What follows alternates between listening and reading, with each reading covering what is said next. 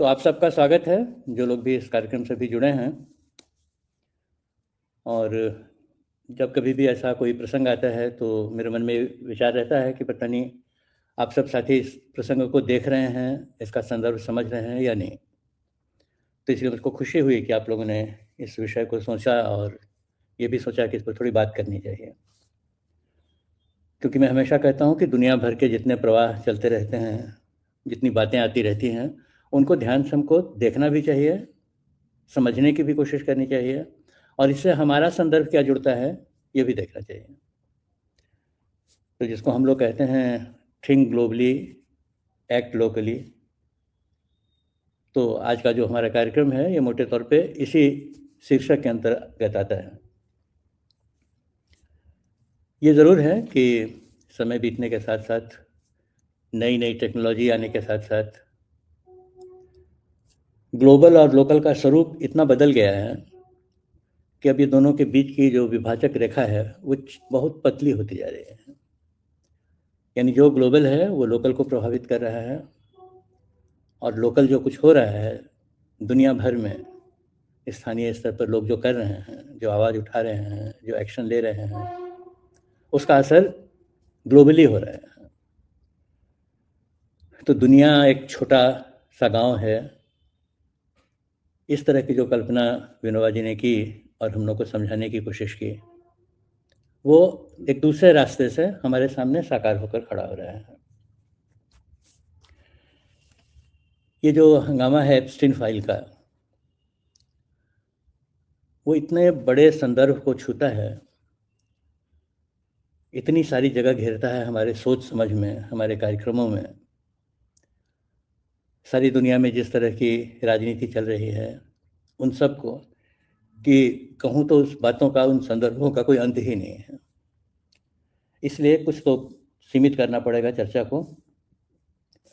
तो इस प्रसंग में हमको क्या समझना चाहिए, एक हिस्सा इसका यह है और दूसरा हिस्सा यह है कि एप्स्टीन फाइल का मामला क्या है।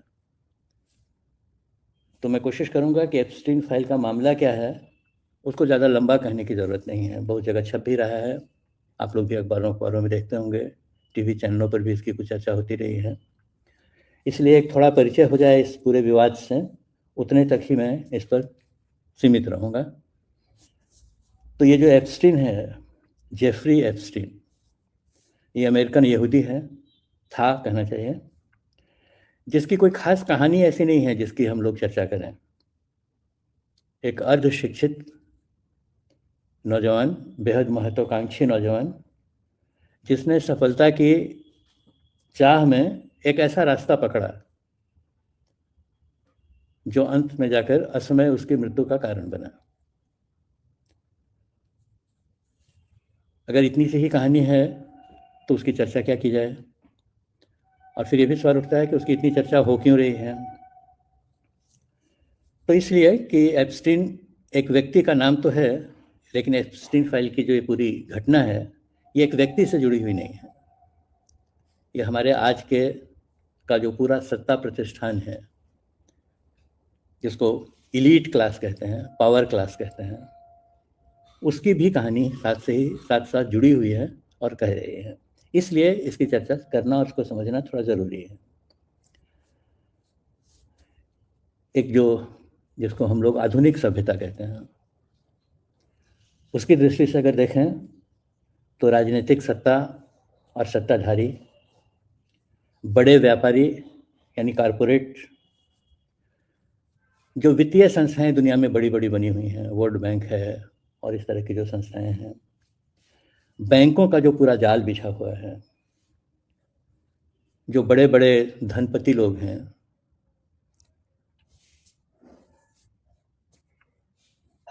एक तरह से प्रतिष्ठित लोग जिनको कहते हैं, जिनकी बड़ी प्रतिष्ठा है अपनी अपनी तरह से समाज में, ज्ञान से, विज्ञान से, अभिनय से, खेल से, ऐसे जो लोग हैं, ये सब लोग एक क्लास है। जब मैं क्लास कहता हूँ तो पार्टी वार्टी की बात नहीं कह रहा हूँ, पक्ष विपक्ष की बात नहीं कह रहा हूँ। ये क्लास है जो सारी दुनिया को चलाता है। मनमाना करते हैं ये लोग, मनमाना करवाते हैं ये लोग। इसमें सभी तरह के लोग इस्तेमाल किए जाते हैं। इस मनमाने चलाने और चलने का जो सिलसिला है, इसमें सभी तरह के लोग इस्तेमाल किए जाते हैं। क्योंकि जैसा हम सब लोग जानते हैं, कुछ भी चलाना हो तो कुछ न किसी पावर की ज़रूरत पड़ती है, ईंधन की ज़रूरत पड़ती है, जिससे चीज़ें चलती हैं। ये जो पूरी क्लास है, जो चलता है, चलाता है, ये सभी तरह के ताकतों का, सभी तरह की वृत्तियों का इस्तेमाल करता है। दलाल लोग हैं इसमें, ठग लोग हैं इसमें, षड्यंत्रकारी लोग हैं इसमें, सौदेबाज लोग हैं इसमें, लड़कियां हैं इसमें, बच्चे हैं इसमें। ये सब इस तंत्र में ईंधन की तरह इस्तेमाल किए जाते हैं। न इनके पास साधनों का कोई विवेक है, न साध्य की समझ है। इस पृष्ठभूमि में मैं आगे जो कह रहा हूं, उसको आप समझने की कोशिश कीजिए।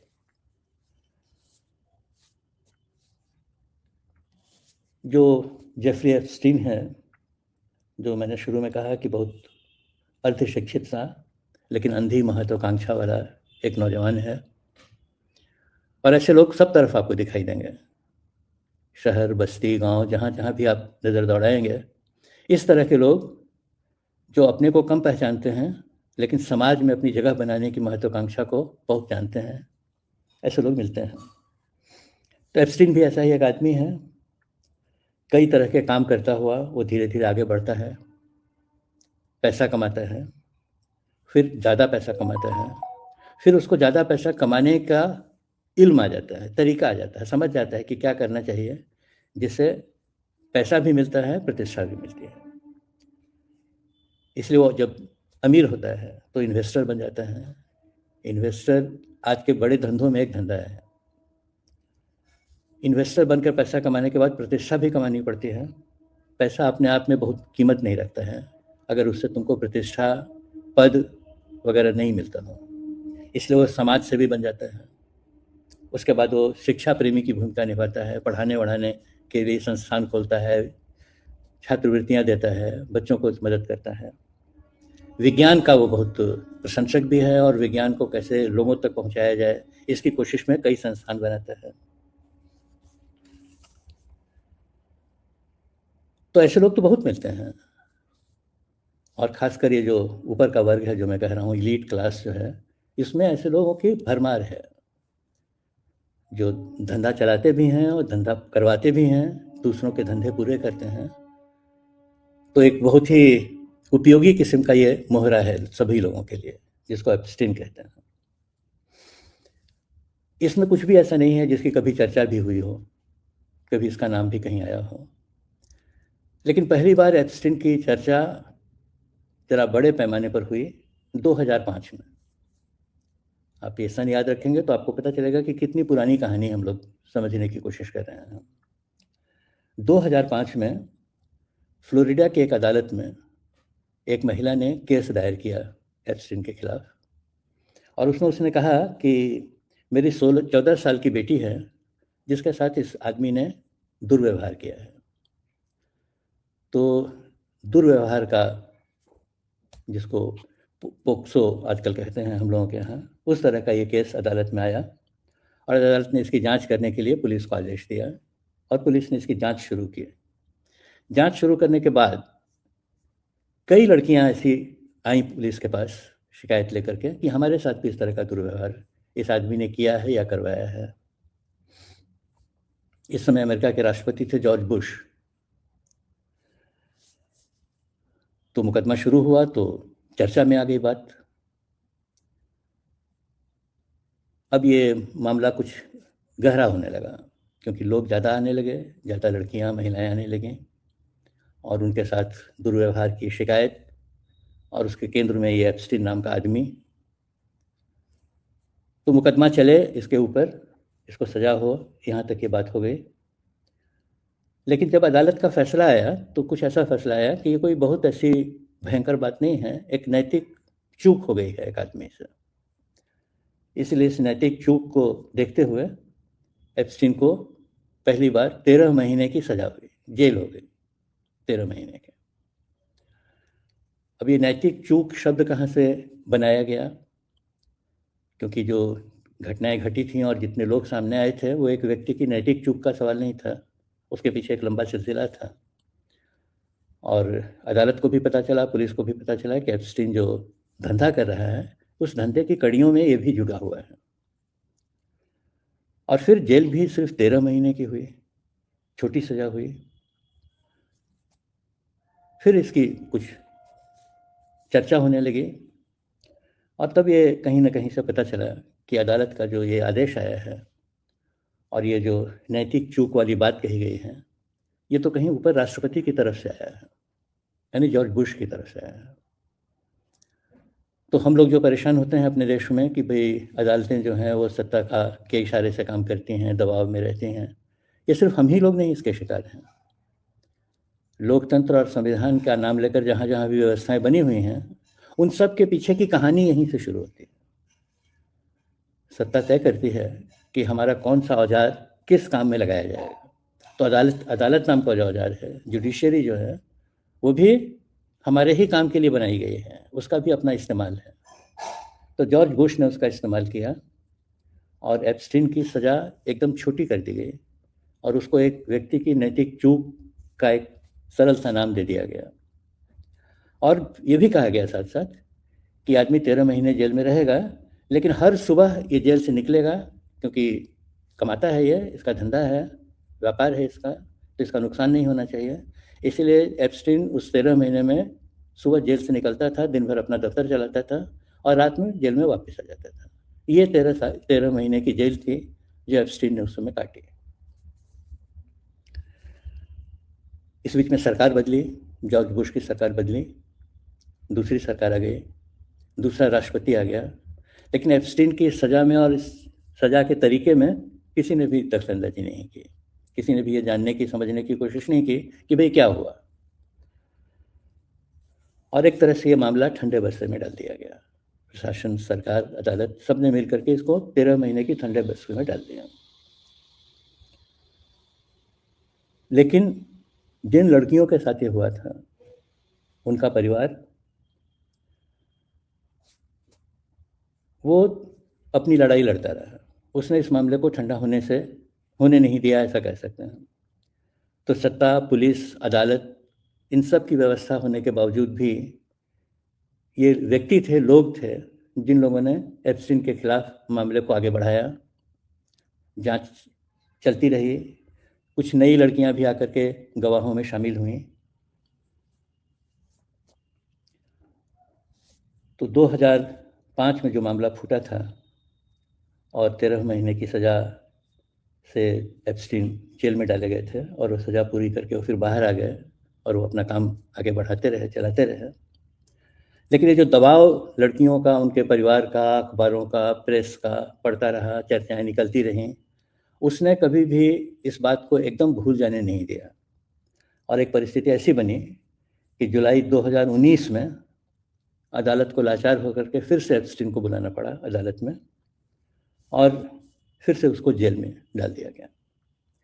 कहा यह गया कि जो समझौता अदालत ने, जिस समझौते के आधार पर एप्स्टीन को एक नैतिक चूक जैसा मामला बना करके छोड़ दिया था और वो जेल से अपना आना जाना करता था, उस दौरान फिर उसकी वो सब बातें बंद नहीं हुई जिनकी सज़ा अदालत ने दी थी, इसलिए इस पर फिर से मुकदमा चलाना पड़ेगा।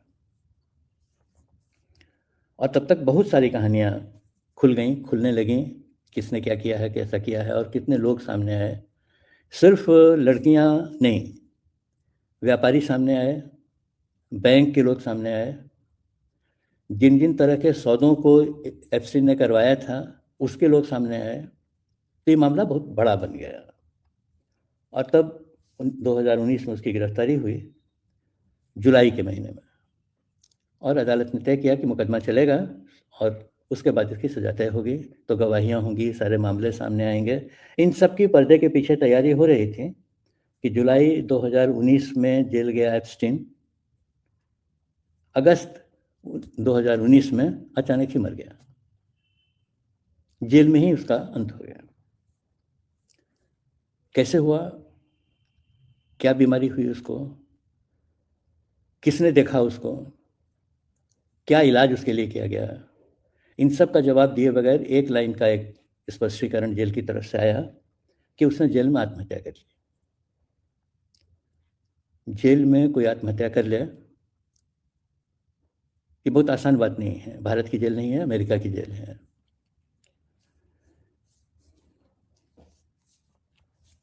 तो कहानी खत्म हो गई, क्योंकि उसने आत्महत्या ही कर ली है। तो सारे मुकदमे खत्म हो जाने चाहिए, सारे मामला खत्म हो जाना चाहिए। लेकिन ये बात कहीं ना कहीं हवा में घूम रही थी कि ये क्या हुआ और कौन लोग इसके पीछे हैं।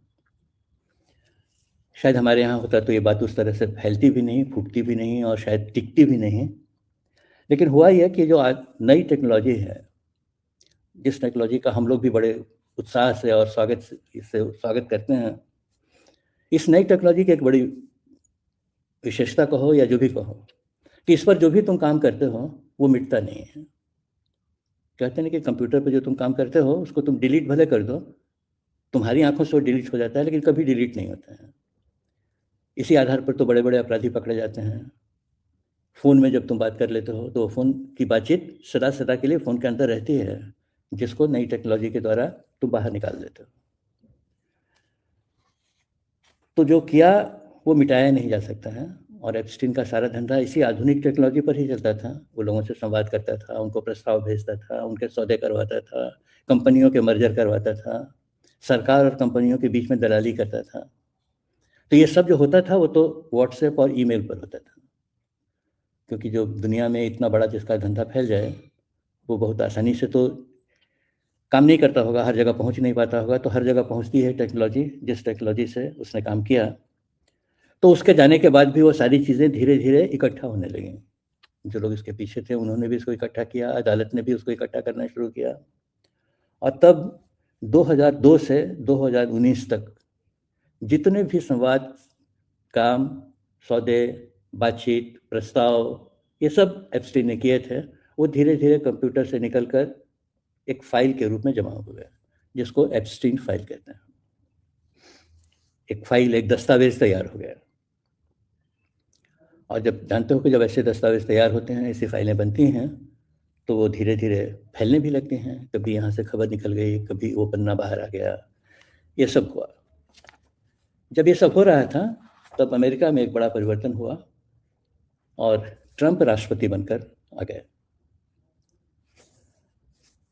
अब ये बात खुलने लगी थी और ये समझ में आने लगा था कि इसके पूरे कागजात में दुनिया के इतने बड़े बड़े लोगों के नाम हैं, इतने बड़े बड़े लोगों के सौदे हैं, इतने बड़े बड़े लोगों की निजी जिंदगियों का कच्चा चिट्ठा इसमें रखा हुआ है कि अगर ये खुला तो जो एलीट क्लास है, अब तुम कौन राष्ट्रपति है, कौन प्रधानमंत्री है, कहाँ का क्या है, सब भूल जाओ। ये सिर्फ एक एलीट क्लास है जिसके में चुने हुए सत्ताधारी, संपत्तिधारी, प्रतिभाशाली, लोकप्रिय, जितने नामों से तुम इनको जानते हो, वो सारे लोग इसमें शामिल हैं। और ये फाइल अगर पब्लिक हुई तो बड़ी भद्द पिटेगी और ये पूरा एलीट क्लास जो है वो डिफेंसलेस हो जाएगा, अपना बचाव नहीं कर पाएगा। इसलिए धीरे से इस पूरे मामले को ट्रंप साहब ने अपने यहाँ बुला लिया। एप्स्टीन फाइल राष्ट्रपति के पास पहुँच गई और ये तय हुआ कि इस एप्स्टीन फाइल में से क्या है जो पब्लिक इंपॉर्टेंस का है, उतना ही पब्लिक में होना चाहिए, बाकी बकवास करने की ज़रूरत नहीं है। ऐसा मान करके राष्ट्रपति ने उन कागज़ों को बदलना, कुछ कागज़ हटा के कुछ नए कागज़ जोड़ देना, नाम मिटा देना, नाम बदल देना, तारीखें छुपा देना, ये सारा काम इतने बड़े पैमाने पर ट्रंप के निर्देश के अनुसार किया गया कि एक ब्यूरोक्रेट ने अमेरिका में कहा कि हम लोगों ने कभी भी नहीं देखा था कि राष्ट्रपति के स्तर से चीज़ों को दबाने का एक इतना बड़ा अभियान इतने व्यापक पैमाने पर इतने लंबे समय तक चलाया गया। तो हमारे क्लास का कोई भी रहस्य बाहर न खुले, इस क्लास पर किसी की उंगली न उठे, इसके लिए एक बड़ा अभियान चला। और एप्स्टीन फाइल की चर्चा होती रही, लेकिन राष्ट्रपति ने उसमें से बहुत थोड़ी सी बातें बाहर निकलने दी, ये कहने के लिए कि बस इतना ही है, इसमें कुछ खास है नहीं, इतना हंगामा करने की ज़रूरत नहीं है। लेकिन जब एक स्वतंत्र प्रेस होता है दुनिया में, देश में, कुछ लोग होते हैं जिनकी आत्मा मरी नहीं है, कुछ बैंक ऐसे हैं जिन्होंने अपनी पूंजी जो एप्स्टीन के कारण गंवाई थी, उसको पाने के लिए उन्होंने बिल्कुल संघर्ष छेड़ दिया। कुछ संस्थाएं थीं जिनके साथ एप्स्टीन का व्यवहार हुआ था, उन संस्थाओं ने आगे आकर के लगातार इतना दबाव बना अमेरिकन समाज के भीतर से कि सरकार को एक एक करके फाइलें खोलनी पड़ी। और तब पता चला कि वो सिर्फ मैसेजेस नहीं हैं, उसमें बहुत सारे वीडियो हैं, उसमें बहुत सारे एग्रीमेंट पेपर्स हैं ओरिजिनल साइन किए हुए हैं, बहुत सारे जाली दस्तावेज हैं। CIA जो सबसे बड़ी अमेरिका की गुप्तचर एजेंसी है, उसके साथ एप्स्टीन का जो रिश्ता बना था उसके दस्तावेज उसमें हैं। बैंकों ने जो मनमाने और कानून से बाहर जाकर कर्जे दिए थे एप्स्टीन को, उसके दस्तावेज हैं। और तब ये भी उसमें पता चला कि सारे धंधे को निपटाने के लिए उसने एक द्वीप ही बना लिया था, एक द्वीप खरीद लिया था, जहाँ पर एक उसने, क्या कहूँ, सस्ती भाषा में, चलती भाषा में कहूँ तो चकला घर बनाया था, जहाँ दुनिया के बड़े बड़े धनपति, सत्तापति, प्रतिष्ठित लोग उठाकर एप्स्टीन ले जाता था, वहाँ उनकी सेवा शुश्रूषा कराता था। वहीं लड़कियाँ भी होती थीं, बच्चे होते थे, जिनों के इस्तेमाल का एक बहुत बड़ा पश्चिम में चलन ही अंडर पर्दे के पीछे चलता है। तो धंधा पटाने के लिए इन सब ताकतों का सहारा लेकर के जो बड़े लोग थे उनको संतुष्ट करना और उनसे मनमाने फैसले लिखवाना, उनसे मनमाने अनुबंध करवाना, तो लोगों के बीच, दो संस्थाओं के बीच, दो कॉरपोरेट के बीच दलाली करना, ये सारा काम उसमें चलता था, जिसको आज बड़ी एक अच्छी सी भाषा में नेटवर्किंग कहते हैं। हम लोग भी कभी कभी इस शब्द के चक्कर में पड़ते हैं। नेटवर्किंग कहते हैं। नेटवर्किंग का मतलब सीधा सा यह है कि तुम्हारे बहुत सारे स्वार्थों को जोड़ करके एक बड़ा स्वार्थ खड़ा करना।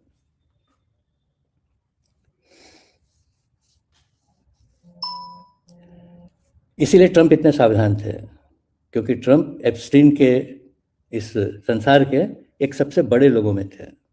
एप्स्टीन के साथ उनका बहुत सारा नज़दीक का रिश्ता था। और अगर तुम लोग ट्रंप के बारे में देखते होगे, चाहे वो पहली बार जब राष्ट्रपति बने तब, और जब ये दूसरी बार राष्ट्रपति बने हैं तब, उनके अपने ही चरित्र के बारे में बहुत सारी बातें बाहर निकलती रही हैं। बहुत सारी लड़कियां आकर उनके खिलाफ गवाही देती रही हैं कि उन्होंने कब कब किस किस तरह से उनके साथ दुर्व्यवहार किया। और कभी जब ट्रंप राष्ट्रपति नहीं थे या राजनीति में नहीं थे, उनका एक बड़ा कंस्ट्रक्शन हाउस है, बहुत बड़े बिजनेसमैन हैं ट्रंप अपने आप में, तब वो इस बात का बहुत गौरव करते थे कि कितनी लड़कियों के साथ उनके संपर्क हैं, कितने लड़कियों को वो जानते हैं, कैसे कैसे क्लबों में जाते हैं, वगैरह वगैरह। क्योंकि अमेरिका में उस लेवल पे, उस ऊंची जगहों पर बहुत तरह के धंधे चलाए जाते हैं। तो इसलिए भी ट्रंप बहुत सावधान थे कि बातें उसी हद तक खुलें जिस हद तक सब लोग फंस न जाएं इसमें। तो अपने दोस्त को और उस दोस्त के साथ अपने रिश्ते को बचाने के लिए पूरी अमेरिका की ब्यूरोक्रेसी को लगा दिया ट्रंप ने, और उन लोगों ने मिलकर के जितने समय तक इसको दबाना संभव था उतने समय तक दबाया। इसी बीच में एक नई बात भी खुली, इसी जांच में, प्रेस की इन्वेस्टिगेशन में, कि दरअसल में एप्स्टीन ने कोई आत्महत्या नहीं की थी, उसको जेल में तुरंत ही मरवा दिया गया। क्योंकि अगर जो मैंने बताया उसका ध्यान होगा आपको, तो जुलाई में जाता है जेल में दोबारा और अगस्त में आत्महत्या कर लेता है। क्योंकि इन सारे वर्ग के लोगों को पता था कि अगर मुकदमा चला और पेशी होने लगी और गवाहियाँ होने लगी और बहस होने लगी तो फिर कोई बचेगा नहीं। तो इसीलिए इस तरह की परिस्थिति बनने से पहले ही इसको ख़त्म कर दिया जाए, इस कोशिश में उसकी हत्या कर दी गई वहाँ। और उस हत्या को कभी बाहर आना नहीं था, क्योंकि वो तो अपनी ही मुट्ठी में जेल है, अपनी मुट्ठी में प्रशासन है, तो उसको एक कहानी बना करके दुनिया को बताया गया। लेकिन बात तो खुल गई। जैसा मैंने कहा कि अब जो ये चीज़ें हैं ये किसी से छुपी नहीं रहती हैं। जिन जिनों के पास टेक्नोलॉजी है, जो लोग इसके पीछे पड़े हैं, वो सब बातें खोलकर बाहर ले आते हैं। तो वो बातें खुलकर बाहर आईं और फिर तो कितने बड़े बड़े लोगों की नौकरियां गईं, कितने बड़े बड़े लोगों के इस्तीफे हुए, कितने लोगों की गिरफ्तारियां हुई। प्रधानमंत्री, राष्ट्रपति जैसे लोग जो अब सत्ता में नहीं हैं वो सब पकड़े गए। बहुत सारे ऐसे लोग जो अब अधेड़ उम्र से बाहर चले गए हैं, उनकी गिरफ्तारियां हुई, वो पकड़े गए। अभी अभी अगर खबर तुम लोग पढ़ रहे होगे तो ब्रिटेन का जो राजघराना है, क्योंकि राजशाही का बहुत ही महत्वपूर्ण और बड़ा ही पवित्र रूप है इंग्लैंड में, उसको कोई हाथ नहीं लगाता है। उसमें जो राज परिवार में आनुवांशिक रूप से लोग राजा बनते हैं, तो उसमें जो चौथे नंबर का आदमी था एंड्रूज, वो भी गिरफ्तार हुआ। राज परिवार के इतिहास में कभी ऐसा नहीं हुआ था कि राज परिवार का कोई आदमी गिरफ्तार हुआ हो, लेकिन एंड्रूज गिरफ्तार हुआ क्योंकि एप्स्टीन की फाइल में वो अपने धंधे के साथ पकड़ा गया। अभी वो रिहा हुआ है, लेकिन वो मुकदमा उसके ऊपर चल रहा है, और जो राजा हैं अभी उन्होंने कहा है कि राज परिवार इसमें किसी तरह का दखल नहीं देगा, जो भी कानून को करना है वो करे। तो इतिहास में जो नहीं हुआ था ऐसी बहुत सारी बातें हुई। बड़े बड़े बैंकों के डायरेक्टरों को इस्तीफा देना पड़ा। अभी एक की गिरफ्तारी भी कल हुई है, किसी बड़े बैंक के आदमी की। इसमें जो नाम सब घूम रहे हैं, 60,000 पन्नों की फाइल है ऐसा कोई कहता है, कोई कहता नहीं 75,000 की फाइल है। तो जो भी फाइल होगी उसमें जो नाम घूम रहे हैं, उसमें हमारे यहाँ के भी 2 नाम हैं। वैसे तो प्रधानमंत्री का भी नाम है, लेकिन 2 नाम हैं जो बहुत खुले हुए हैं। एक अनिल अंबानी का नाम है और एक हरदीप पुरी का नाम है। पुरी तो भी मोदी जी की कैबिनेट में मिनिस्टर ही हैं। अनिल अंबानी इस सरकार के चहेते लोगों में एक हैं। अगर तुम लोग को याद होगा तो जब राफेल सौदा हो रहा था और उसको लेकर के काफ़ी सारी बहस चल रही थी, उसके दाम वाम को लेकर बातें चल रही थी, तब ये बात भी खुली कि राफेल के सौदे में भारतीय पार्टनर के रूप में अनिल अंबानी को ले लिया जाए, ये प्रधानमंत्री की तरफ से कंपनी को निर्देश दिया गया था, और तब वो भारतीय पार्टनर के रूप में इस सौदे में शामिल हुए थे। अब एप्स्टीन फाइल बताती है कि उनका नाम शामिल कराने के लिए कंपनी को राजी करने का काम एप्स्टीन ने किया था। यानी भारत सरकार की तरफ से सौदे पटाने का काम करने में भी एप्स्टीन ने अपनी भूमिका निभाई है।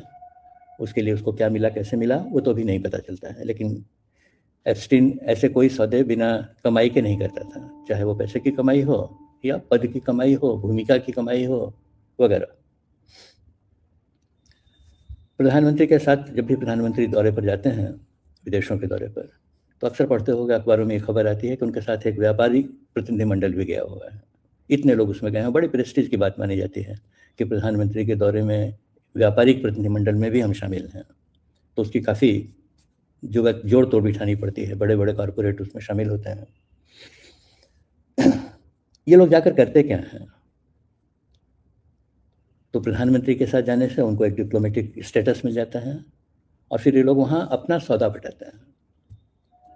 उसमें जो खास लोग हैं, प्रधानमंत्री उनकी सिफारिश करते हैं, क्योंकि प्रधानमंत्री वहाँ की सरकार के जो प्रमुख हैं उनके साथ सीधे 1 to 1 पर बातचीत करते हैं। तो ये जो सारा अडानी का खेल है, जिसको लेकर इतनी चर्चा देश भर में हो रही है, दुनिया में अब तो हो रही है, क्योंकि इस एप्स्टीन फाइल में अडानी का नाम भी है, तो ये सारे सौदे उसी तरह से बटाए जाते हैं, और इसमें एक दलाल की ज़रूरत पड़ती है। यहाँ भी हम लोग पढ़ते हैं ना कि रक्षा सौदा हुआ तो उसमें दलाली में फलाना आदमी था, उसने इतना खाया, इतना % मिला, वगैरह वगैरह। अपने राफेल सौदे में भी ये बहुत बड़ा आरोप है, और ये तो सुप्रीम कोर्ट तक मामला गया, और सुप्रीम कोर्ट ने उसको लिपापोती करके ख़त्म कर दिया। तो जैसे वहाँ की अदालतें सत्ता के इशारे पर लिपापोती करती हैं, हमारी अदालतें भी करती हैं, इसमें कोई छिपी हुई बात नहीं है। तो ये सारा जो तंत्र है, वो तंत्र इस तरह से काम करता है। और हम लोग को अंदाज़ ही है कि ये जो प्रधानमंत्री हैं, ये इससे पहले तो कुछ जाने नहीं जाते थे। गुजरात के मुख्यमंत्री ही भर थे, तो देश में बहुत सारे मुख्यमंत्री हैं। इसीलिए जब ये अपने जोड़ तोड़ तिकड़म करके अपनी पार्टी पर कब्जा करके और फिर जीत कर प्रधानमंत्री बन गए, तो इनको सबसे बड़ी बात थी कि इनको दुनिया में कोई जानता नहीं था। अगर तुम लोगों को याद होगा तो अमेरिका सरकार ने तो इनके अमेरिका प्रवेश पर ही बैन लगा रखा था, इंग्लैंड वे नहीं जा सकते थे, जर्मनी ने बैन लगा रखा था। तो दुनिया भर में अपनी जगह बनाने के लिए, अपनी छवि बनाने के लिए, दुनिया भर में अपनी पहचान करवा लेने के लिए रात दिन प्रधानमंत्री विदेश दौरे पर रहते थे। कहीं कहा भी है उन्होंने कि भाई मुझको तो दुनिया भर में अपनी पहचान बनानी थी। इस पहचान बनाने में एप्स्टीन ने बहुत मदद की, क्योंकि एप्स्टीन सब लोगों के साथ काम करता था, सब लोगों के बीच में जाता था, सबके सौदे कराता था, हर बड़ा आदमी एप्स्टीन को जानता था। तो एप्स्टीन ने इनकी भी बहुत मदद की, और इस मदद करने में हरदीप पुरी, जो उस समय एक डिप्लोमेट थे छोटे स्तर के अमेरिका में, उनको ये काम दिया गया कि एप्स्टीन और इनके बीच में आप संबंध बनाने का काम करें। वही सब कागज अब खुल रहे हैं, जैसे बेवकूफ़ी भरे ईमेल वगैरह हरदीप पुरी ने उसमें लिखे हैं, जिस तरह की छिछोरी बातें लिखी हैं, वो सब बताती हैं कि इस पूरे काम में उनको किस तरह से इन्वॉल्व किया गया था। तो हैसियतमंद लोगों के साथ संपर्क बनाना, उनके साथ क्या कहोगे, दोस्ती वाले रिश्ते में बात करना, ये सब जो प्रधानमंत्री के खप्त थे, बराक ओबामा को बराक बराक कह करके बात करना, सबको जाके गले मिलना, ये सब पश्चिम का तो तरीका नहीं है। लेकिन इन सबको अपनी एक स्टाइल के रूप में इस्टेब्लिश कराने के लिए उनको जिन जिन एजेंसियों की ज़रूरत पड़ी, वो सारी एजेंसियां भी इकट्ठी करने में एप्स्टीन ने मदद की है।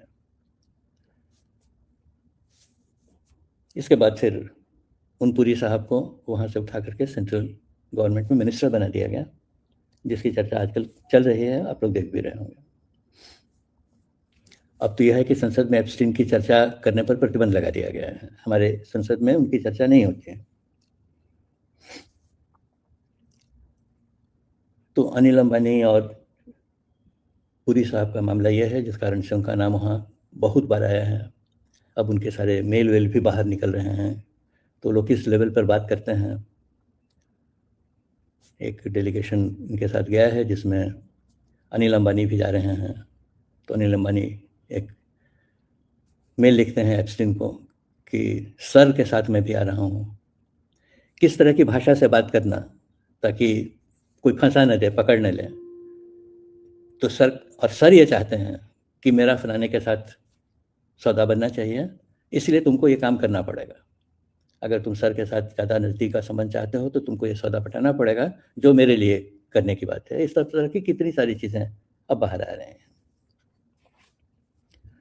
तो एप्स्टीन गया, लेकिन अपने पीछे उसने कागजों का एक बड़ा पुलिंदा छोड़ दिया, जो एक साथ कई सारे लोगों को फंसा रहा है।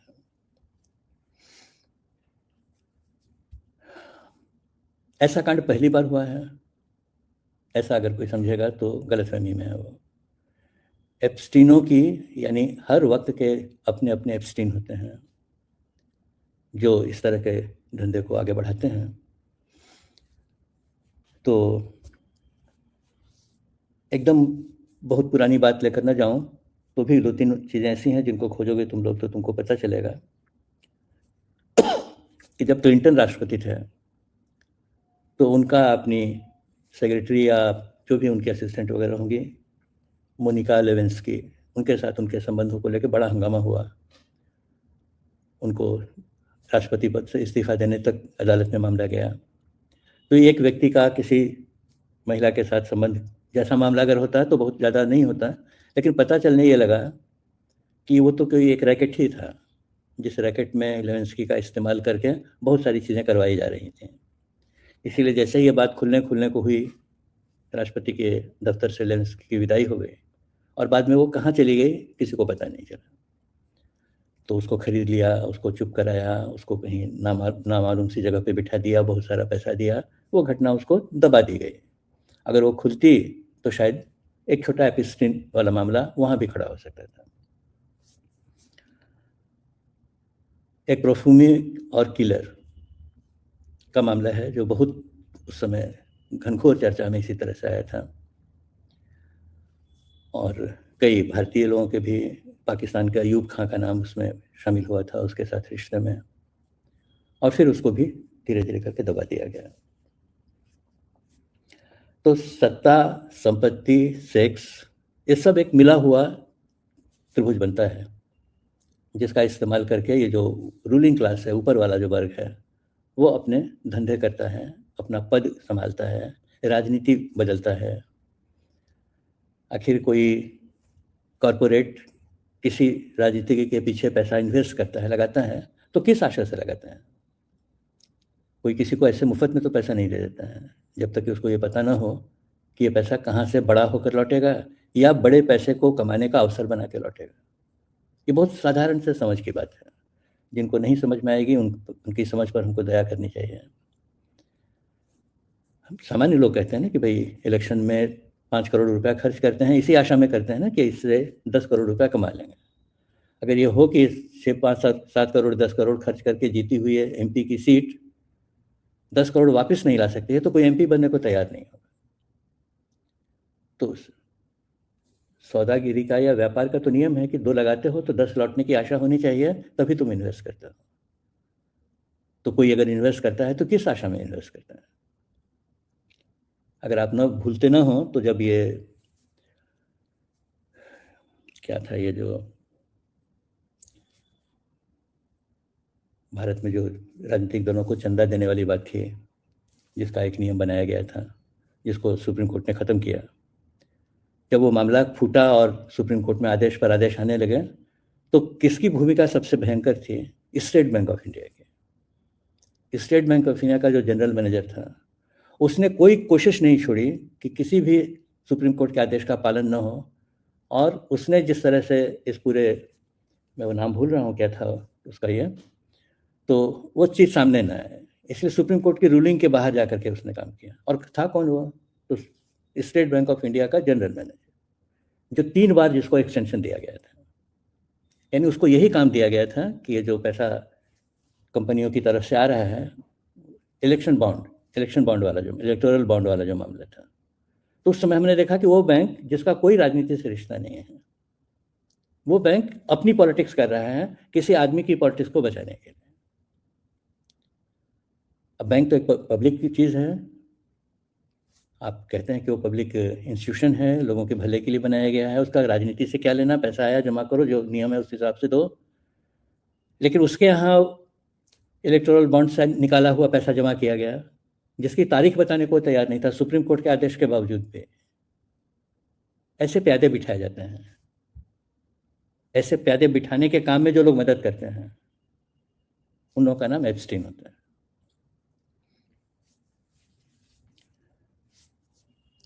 इसलिए हम लोगों के मतलब की जो बात है, अब कहानी के आखिर में बता रहा हूँ कि जो हमको समझना चाहिए वो ये है कि हम जिस विकेंद्रीकरण की बात करते हैं, तो हम जब विकेंद्रीकरण की बात करते हैं तो हम लोगों को ऐसा लगता है जैसे राजनीति के विकेंद्रीकरण की बात कर रहे हैं। नहीं, विकेंद्रीकरण एक जीवन शैली है। गांधी जी बार बार इस बात को जोर से कहते हैं कि केंद्रीकरण का मतलब है अंधेरे में अपराध करना। क्योंकि जब केंद्रीकरण हो जाता है तो बिल्कुल कुछ लोगों के बीच में सारी सत्ता आ जाती है, सारी संपत्ति आ जाती है, सारे सौदे होने लगते हैं, जैसे आज हो रहा है कि भाई पार्लियामेंट को हमको कुछ बताना ही नहीं है, सब कुछ हो रहा है, पार्लियामेंट में कोई चर्चा नहीं होती। पार्लियामेंट में सिर्फ टेबल पीटा जाता है, प्रधानमंत्री आते हैं तो फूल फेंके जाते हैं। अपोजिशन के लीडर को बोलने ही मत दो, क्योंकि कभी तो चर्चा खुल जाएगी। मुझको याद आता है कि जब जवाहरलाल जी की सरकार पे पहला नो कॉन्फिडेंस मोशन आया था, तो अब तो कुछ बनाया हुआ है ना कि किस पार्टी के कितने लोग हैं, उस आधार पे आपको बोलने का समय मिलेगा, उस आधार पे तय होगा कि आपके कितने आदमी बोलेंगे। उस समय इतना रिजिड तो नहीं था, लेकिन फिर भी एक परंपरा तो बनी रही थी। तब जवाहरलाल जी ने संसद में कहा था कि ये जो अविश्वास प्रस्ताव आया है हमारी सरकार के खिलाफ, इसमें सबसे ज़्यादा समय विपक्ष को दीजिए बोलने के लिए, हम बहुत कम बोलेंगे। विपक्ष क्या कह रहा है ये देश को जानना चाहिए, इसलिए उनको पूरा मौका मिलना चाहिए।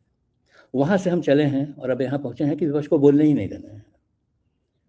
शायद इतिहास में पहली बार ये हुआ कि राष्ट्रपति के अभिभाषण पर, जो राष्ट्रपति का अभिभाषण भी पूरा का पूरा सरकार का ही लिखा होता है, उसकी चर्चा में न तो लीडर ऑफ अपोजिशन को बोलने दिया गया और न प्रधानमंत्री आया उसका जवाब देने के लिए।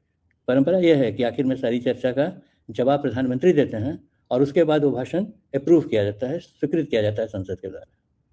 लेकिन न तो अपोजिशन की बात आई, न प्रधानमंत्री आए, क्योंकि कह दिया गया कि उनकी जान को खतरा है। ये बात लोकसभा के स्पीकर ने कहा कि मुझको ऐसी खबर मिली थी, इसलिए प्रधानमंत्री को फ़ोन करके हमने कह दिया कि आप मत आइएगा। अब तुम कल्पना करो कि जिस देश की संसद में प्रधानमंत्री अपनी जान की सुरक्षा नहीं समझकर नहीं आया, वो कितना केंद्रीकरण है। कहाँ से ये बात आई, किसने कहा कि जान पर यह है, सूचना किसने दी थी? किसी की भी चर्चा नहीं हुई लोकसभा में। अध्यक्ष ने ये बताने की सभ्यता भी नहीं दिखाई कि उसको ये मैसेज आया कहाँ से, और किसी लोकसभा अध्यक्ष को ये अधिकार किसने दिया कि वो किसी को फ़ोन करके कह दे कि तुम लोकसभा में मत आना। लेकिन अब कोई पूछता नहीं है। तो ये केंद्रीकरण की सबसे बड़ी जो दिक्कत है, जिसकी बहुत सुंदर परिभाषा गांधी जी ने की, कि अंधेरे में अपराध फैलाने का तरीका है। इसीलिए विकेंद्रीकरण होना चाहिए, हर चीज़ का विकेंद्रीकरण होना चाहिए। शीर्ष पर विकेंद्रित और पारदर्शी व्यवस्था अगर नहीं बनेगी तो बड़ी पूंजी, बड़ी सत्ता, बड़े लोग, जिसमें खिलाड़ी भी शामिल होते हैं, अभिनय करने वाले लोग भी शामिल होते हैं, दूसरी तरह के विद्वान लोग भी शामिल होते हैं, उन सब का इस्तेमाल होता रहता है।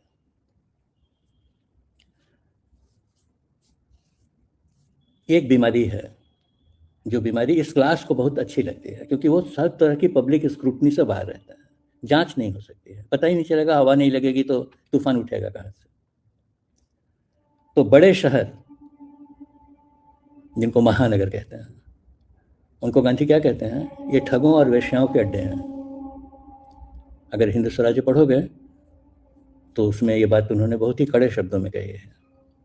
बड़े संस्थान, इतने बड़े बड़े इंस्टीट्यूट बना दो कि उसमें आदमी तो खो ही जाए, उसको पता ही नहीं चले कि इसमें हो क्या रहा है, और उसमें सारे तथाकथित बुद्धिजीवी शामिल होते हैं।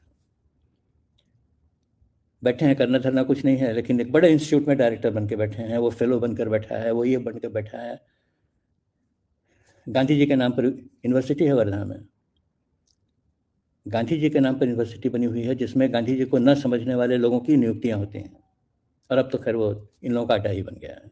तो ऐसे ऐसे लोग वहाँ जाकर बन गए, कोई डायरेक्टर बन गया, कोई हेड ऑफ डिपार्टमेंट बन गया, कि मैं आश्चर्य ही करता हूँ कि भाई इस आदमी का किसी तरह से भी गांधी जी से क्या रिश्ता है, कोई समझ है क्या इसके। लेकिन जब केंद्रीकरण ऐसा हो जाता है कि भाई कैसे वाइस चांसलर बनता है, कैसे किसी की नियुक्ति होती है, कोई कैसे प्रोफेसर बन जाता है, ऐसे संस्थानों में जो किसी खास उद्देश्य के लिए बनाया गया है। खेलने के लिए तो इतनी यूनिवर्सिटियां बनी हुई हैं जहाँ तुम खेलते हो, लेकिन ये जो बात है, इस बात का कोई जवाब नहीं देता है। इसीलिए ये सब साधारण जनता की निगाह से इन लोगों को दूर करने के औजार हैं, व्यवस्थाएं हैं। तो जब शुमाकर लिखता है कि स्मॉल इज़ ब्यूटीफुल, और हम लोग भी उसको कोट करते हैं, तब हम ये भूल जाते हैं कि टेक्नोलॉजी के लिए नहीं है। जो छोटा है, जो तुम्हारे हाथ में आ सकता है, जिसको तुम देख सकते हो, जिसको तुम समझ सकते हो, ये सिर्फ टेक्नोलॉजी नहीं है जो स्मॉल हो तो ब्यूटीफुल होती है। जीवन भी स्मॉल होता है तो ब्यूटीफुल होता है, सरल होता है, सादा होता है। सादगी की जीवन शैली जो है, उसमें निजी और संस्थागत बुराइयों को पनपने के मौके कम हो जाते हैं। आदमी है तो बहुत सारी बुराइयां हैं इसके भीतर, बहुत सारे इनकी इच्छाएं हैं जो गलत रास्ते पे ले जाती हैं। विनोबा कहते हैं ना कि मन जो है यही सबसे बड़ा खेल खेलता है। इस मन को अपने काबू में कैसे करें, सारा खेल तो यहीं पर है। तो मन को भटकाने के लिए जितनी सारी व्यवस्थाएं बनाओगे, मन उतना भटकेगा, गलत रास्तों पर जाएगा। इसलिए जब तुम एक सामान्य जीवन जीने की, खुले हुई तरह से जीवन जीने की कोशिश करते हो, तब बुराइयां जो हैं उनको पनपने का मौका नहीं मिलता है। और अगर कभी होता भी है तो सामाजिक यंत्र व्यवस्था जो है उसको संभाल लेती है, उसको दूर कर देती है। इसके खिलाफ जो जीवन शैली बनाई गई है, जिसको हम आधुनिक जीवन शैली कहते हैं, वो कहती है कि हर चीज़ इतनी तेज होनी चाहिए, इतनी जटिल होनी चाहिए, इतना वैभवपूर्ण होना चाहिए कि आदमी का दिमाग ही काम न करे उसमें। इस बात को अपने पर भी लागू करके देखना। सब अब छोटी दुकानें खत्म हो रही हैं, छोटे व्यापारी खत्म हो रहे हैं। अब ऐसे लोग नहीं मिलेंगे तुमको जहाँ जा कर के हम लोग, आज तो भाई पैसा नहीं है, आज तो उधार पे दे दो, ये काम हो जाए। अब वो व्यवस्था खत्म हो रही है, अब तुम किसी मॉल में जाकर उधार नहीं मांग सकते हो। तो आदमी की जगह खत्म हो रही है, कुछ क्लास है जिसकी जगह बन रही है, और उसी को हम लोग अच्छा और आधुनिक समझते हैं। तो जब गांधी जी की बात करते हैं, हम राष्ट्रीयवाद संगठन के विचार की बात करते हैं, तब जो हम कहने की कोशिश करते हैं वो अपने दिल में बैठती नहीं है, क्योंकि हमारा आकर्षण भी कहीं और ही है। ठीक है, गांधी का भी नाम लेते हैं, संगठन में भी काम करते हैं, लेकिन मन तो कहीं और ही घूमता रहता है।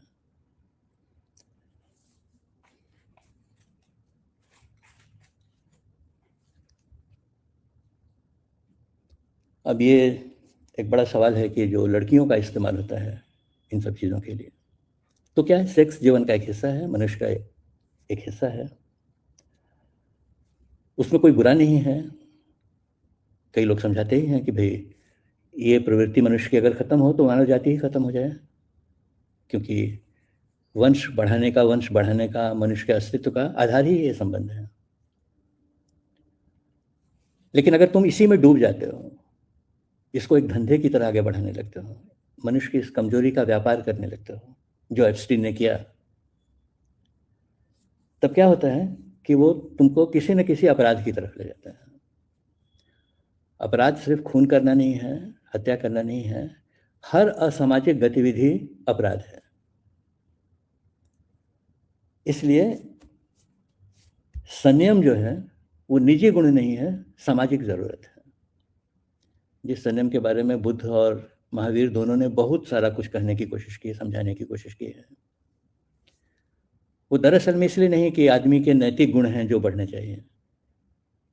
ये नहीं हो तो समाज का जो ढांचा है वो इतना टूट जाएगा, टूट रहा है, कि जो थोड़े से लोग ऊपर बैठे हैं वही अपने लिए सब कुछ कर लेंगे, आप देखते ही रह जाओ। और ये जो वृत्ति है, ये वृत्ति सिर्फ लड़कों में है, लड़कियों में नहीं है, ऐसा भी नहीं है। इसलिए लड़कियों को बहुत सावधान होने की ज़रूरत है।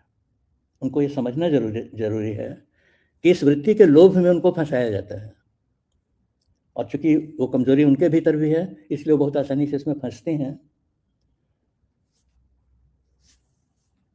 अब बात कुछ अलग तरह से भी हो जाएगी, लेकिन समझें हम लोग कि जितना कुछ धंधा चल रहा है लड़कियों के शरीर व्यापार को लेकर के, पूरा जो ये फिल्म इंडस्ट्री है, इसमें जिस तरह की बातें चलती हैं, जिस तरह के कपड़े पहनते हैं आप, ये तो आप पहनते हैं ना। ऐसा कपड़ा पहनने के लिए आप तैयार हो गए, इसका मतलब ये है कि आप उस कमजोरी के साथ समझौता करने को तैयार हो गए। और बड़े बड़े लोग, बड़ी बड़ी अभिनेत्री हैं, तो ये तो आपके चयन पर था। आप कहाँ पर अपने लिए रेखा बनाते हैं, ये तो आपको सोचना था। जब आप नहीं वो सोचते हैं, तब आप यहाँ करके फिसलते हैं, फिर उसका आपका इस्तेमाल हो जाता है, और फिर आप दूसरी तरह से उसका प्रोटेस्ट करते हैं। इसलिए प्यार और प्रतिबद्धता, ये दोनों स्त्री पुरुष के रिश्ते में बहुत बड़ी चीज है।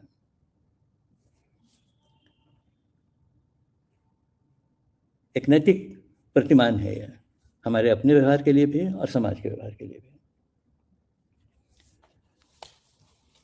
इसलिए एप्स्टीन फाइल की बात को अगर हम लोग थोड़े गहराई में देखने की कोशिश करें, तो गांधी जी ने अपनी हत्या से कुछ पहले एक कागज पर यह लिखा था कि ये हिंसा और स्वार्थ से जुड़ा हुआ जो समाज बन रहा है, ये इसलिए बन रहा है कि 7 सामाजिक पाप ऐसे हैं जिनकी तरफ हमारा ध्यान नहीं है। अगर कभी दुनिया में अहिंसक और मानवीय रिश्तों का समाज बनेगा, तो इन 7 पापों का ध्यान रख करके ही हम आगे बढ़ सकते हैं। वो हम लोग भी चर्चा कभी करते रहते हैं, जगह जगह लिखते भी हैं, लेकिन इसके प्रति अगर सावधान नहीं हैं तो एप्स्टीनों का जो एप्स्टीन फाइल की जो चर्चा हम कर रहे हैं, ये हम सब के जीवन के साथ जुड़ जाता है। तो कहते हैं कि नीति विहीन राजनीति एक बड़ा पाप है। अगर राजनीति सिर्फ सत्ता के लिए है, जैसे आज हो रही है, जिसमें कोई भी नीति नहीं है, तो ये पाप है, जो पाप समाज को अंधेरे में खींच कर ले जाता है। दूसरा वो कहते हैं श्रम विहीन पूंजी, ब्रेड लेबर कहते हैं अंग्रेजी में। तुम जो पूंजी जमा करते हो, तुम्हारे शरीर श्रम से पैदा होनी चाहिए। तो तुम देखो, एक पूरा का पूरा तंत्र ही खड़ा कर दिया गया है, शेयर बाजार, इन्वेस्टमेंट, चांदी, सोना, क्या क्या क्या क्या क्या क्या, जिसमें तुम बगैर श्रम के अपना पैसा बढ़ाते रहते हो। तो वो जो बगैर श्रम के बना हुआ पैसा है, वो जिन लोगों के हाथ में है, उनके पास, उनसे श्रम की कोई समझ है उनके पास, वो श्रम की इज्जत करते हैं, ये हो ही नहीं सकता है। इसलिए सारे कानून जो हैं वो श्रमिकों के खिलाफ बन रहे हैं। जितने कानून थे धीरे धीरे सब खत्म किए जा रहे हैं, क्योंकि वो क्लास ज़्यादा डोमिनेंट हो गया है। तो श्रम विहीन पूंजी है, मानवता विहीन विज्ञान है, जो मैं कई बार समझाने की कोशिश करता हूँ कि विज्ञान जो है उसको दिशा कहाँ से मिलती है। या मैं कभी कभी कहता हूँ कि जिसके पास दिशा नहीं, वो विज्ञान है ही नहीं। तो टेक्नोलॉजी है, टेक्नोलॉजी बन जाती है, उसका आप इस्तेमाल करते हैं, उसके सही गलत को आप सोचते नहीं हैं। एआई का इतना सारा हंगामा आज किया जा रहा है, इस एआई को चलाने की जो कोशिश हो रही है वो किनके द्वारा हो रही है? जो इसी हाईली सेंट्रलाइज क्लास के लोग हैं वही इसको आगे बढ़ाने में लगे। इसका नतीजा क्या होने वाला है इसके बारे में चर्चा नहीं होती है। कई लोग सवाल उठा रहे हैं कि भाई ऐसे अंधाधुंध बढ़ने से काम नहीं चलेगा। तो ये मानवता विहीन विज्ञान है, विवेक विहीन आनंद है, प्लेजर जिसको अंग्रेजी में कहते हैं। एप्स्टीन का जो सारा केस है वो विवेक विहीन आनंद में से निकला हुआ है। नैतिकता विहीन व्यापार है, त्याग विहीन धर्म है। आज इस धर्म की इतनी चर्चा चारों बगल छिड़ी जा रही है, जितने जितने समाज के गुंडे तत्व हैं वो सब भगवा पहन करके सामने आ गए हैं और सब कब की पूजा हो रही है। कथा, कितनी कथाएं शुरू हो गई हैं, हर आदमी कथाकार बन गया है। वितृष्णा होती है मुझको ऐसे लोगों से भी और जो लोग जो बोलते हैं उससे भी। और चारित्र विहीन ज्ञान है। ज्ञान तो बहुत सारा है लेकिन उसका कोई नैतिक आधार आपके पास नहीं है। तो ये जो 7 सामाजिक पाप हैं, गांधी जी कहते हैं कि कभी भी अगर कोई अहिंसक समाज, नैतिक समाज बनेगा तो इस पाप को खत्म करके बगैर नहीं बन सकता। और आज हर जगह हम ये देख रहे हैं कि सूत्र के हिसाब से चीज़ें समझ में आती हैं कि कहाँ ये खोखलापन जा रहा है और कहाँ ये ऐसा हो रहा है। ये जो सवाल प्रेरणा जी ने पूछा है कि बच्चों की यौन हिंसा, अपहरण और मानव तस्करी के गिरोह पर कार्रवाई कैसे हो, तो इसी पर क्यों और लोगों पर कार्रवाई कैसे हो, उसके बारे में क्या कहना चाहते हैं? सभी लोग तो इस धंधे में शामिल हैं। एप्स्टीन पर कार्रवाई हुई तो देखो उसको मरवा ही दिया। तो इसीलिए मीनाक्षी जी का सवाल हो या किसी का सवाल हो, इसका कोई क्लासिफिकेशन नहीं है कि बच्चों की यौन हिंसा, मानव तस्करी पर कार्रवाई कैसे हो। इस कार्रवाई को भी इन लोगों ने अपने हाथ में एक हथियार की तरह इस्तेमाल किया है। तुम देखो अमेरिका जिन जिन देशों में घुस रहा है वो यही कह के घुस रहा है कि तस्कर लोग हैं। पूरा का पूरा देश अपने हाथ में ले लिया ये कह करके कि ये तस्करी करने वाले लोग हैं, मादक द्रव्य उगाते हैं, ये करते हैं, वो करते हैं। तो सवाल तो इसका ही रह गया है ना कि ये जो छोटा सा इलीट क्लास बना हुआ है, जो हर चीज़ अपनी सुविधा से भुनाने में लगा हुआ है, वो जब तक टूटे नहीं तब तक इसके छोटे छोटे जवाब नहीं हैं। बहुत बड़ा सवाल हो गया ये। तो इसलिए सवाल उठाना, तुम सोचो एप्स्टीन ने जिस 14 साल की लड़की के साथ पहला दुर्व्यवहार किया और जिसकी खबर उसकी माँ ने फिलाडेल्फिया की अदालत में उठाई, वो सवाल ही अगर नहीं उठा होता तो एप्स्टीन की सारी चर्चा ही नहीं हुई होती।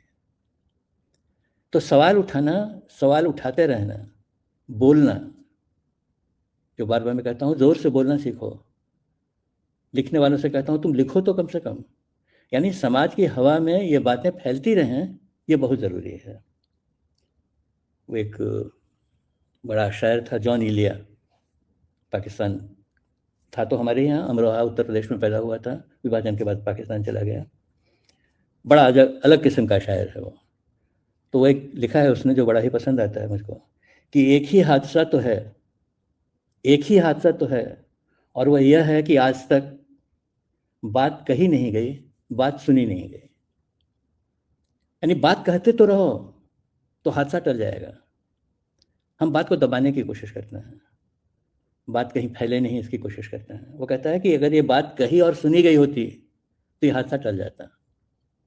तो आज हम कह रहे हैं, लोग कह रहे हैं, एप्स्टीन फाइल के खिलाफ लड़कियां निकलकर बात कर रही हैं, दुनिया कह रही है, गांधी बहुत समय तक कह कर गए हैं, सब कह रहे हैं और सब सुन भी रहे हैं। तो बच क्या जाता है? जो कहते हो और सुनते हो उसको मानो, मानो तो उस दिशा में कुछ करो, क्योंकि किए बगैर तो होना नहीं है। क्योंकि ये जो केंद्रित क्लास है ऊपर का, वो अब कोई आवाज़ उठने नहीं देना चाहता है।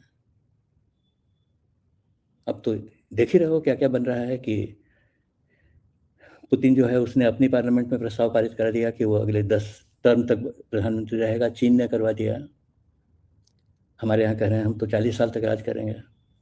तो डेमोक्रेसी का जो एक जो रूप था, जिस रूप में अदल बदल होती रहती थी, गलत चयन है तो बदल सकते हो, वो भी अब हाथ से निकल रहा है, ख़त्म हो रहा है। इसलिए पता नहीं कहना कितना अच्छा लगेगा, लेकिन मैं तो एप्स्टीन को धन्यवाद देता हूँ कि उसने कहना और सुनना एक बार फिर से ज़रूरी बना दिया। ये जो ज़रूरी काम है, इस काम को करने के लिए राष्ट्रीय युवा संगठन है। हर सवाल पर बोलना है, हर सवाल पर बात करनी चाहिए, लोगों तक चीज़ ले जानी चाहिए।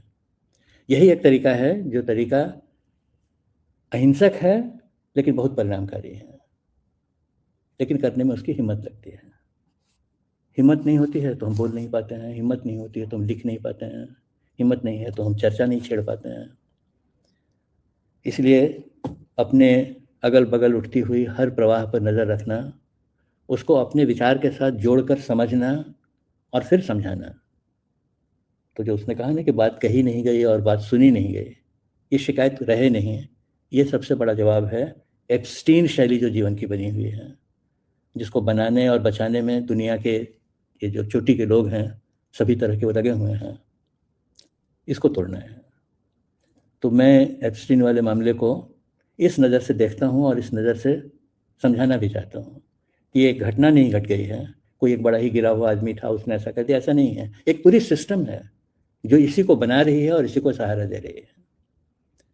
इसको हम समझ सकें और इसका कोई जवाब ढूंढ सकें तो एप्स्टीन की कहानी ख़त्म होगी। एप्स्टीन व्यक्ति नहीं, एप्स्टीन शैली जो है वो ख़त्म हो गई। और अभी तो खुलना बहुत सारा कुछ बाकी है, क्योंकि कह रहे हैं कि 60-70 हज़ार जो हैं पन्ने, जिनको बड़ी बड़ी मुश्किल से ट्रंप ने रुकवा रखा है, उसमें से भी फूटेगा तो और क्या क्या निकलेगा बाहर पता नहीं है। तो वो सारी गंदगी निकलेगी जो हमारे ही अंदर है, तो निकलेगी और उसका कुछ ना कुछ रास्ता ढूंढा जाएगा। समाज अगर सावधान रहता है तो हर परिस्थिति में से अपने लिए रास्ते ढूंढता है, रास्ता निकालता है, तभी तो मनुष्य जाति यहाँ तक आई है। तो इस घटना से ख़त्म हो जाएगी ऐसा मानने का कोई कारण नहीं है। तो इतनी बातें समेटते हुए कहने की ज़रूरत थी, और तुम लोगों ने कहा कि इस पर अपनी कुछ बात कही है, तो तुम लोगों के साथ जितनी बात मैं ज़रूरी समझता था वो मैंने बाँटी।